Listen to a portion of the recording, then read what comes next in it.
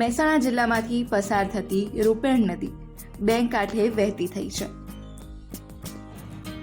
સમગ્ર ઉત્તર ગુજરાતમાં છેલ્લા 3 દિવસથી મેઘતાંડવ જોવા મળી રહ્યો છે. ગુજરાત રાજ્યમાં વધારે વરસાદ પડતા જનજીવન ખોરવાયું હોય તેવી સ્થિતિ પણ જોવા મળી રહી છે.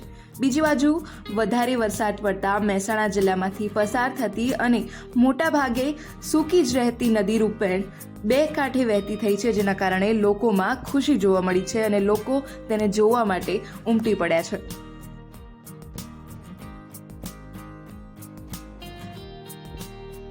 ભારે વરસાદના કારણે મહેસાણા જિલ્લામાંથી પસાર થતી અને કચ્છના રણમાં ભળી જતી રૂપેણ નદી બે કાંઠે થઈ છે, જેના લીધે લોકો હર્ષની લાગણી અનુભવી રહ્યા છે. મોટાભાગે આ નદી સૂકી જ રહેતી હોય છે, પરંતુ આ વર્ષે સારા વરસાદના કારણે રૂપેણ નદીમાં નવા નીરની આવક થઈ છે, જેના કારણે લોકો હર્ષ અનુભવી રહ્યા છે. આ ઉપરાંત નીચાણવાળા વિસ્તારોને તંત્ર દ્વારા એલર્ટ પણ કરાયા છે.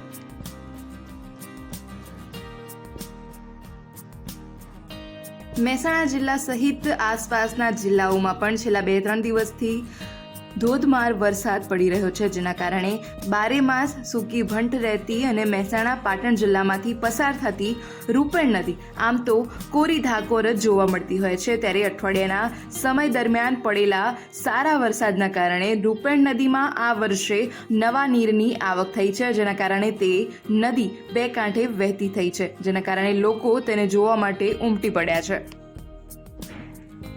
રૂપેણ નદી મહેસાણા અને બેચરાજી પંથકના ગામડાઓમાંથી પસાર થતી નદી છે.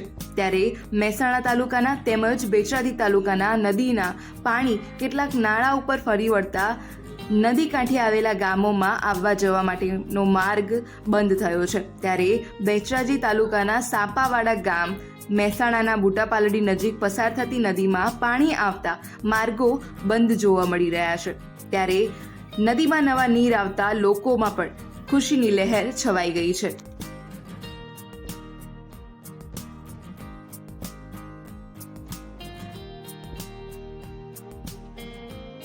આ ઉપરાંત મહેસાણા જિલ્લાના બોદલા ગામમાંથી ધીનોજ ગામ તરફ જતા પુલ ઉપર ગાબડું પડ્યું છે.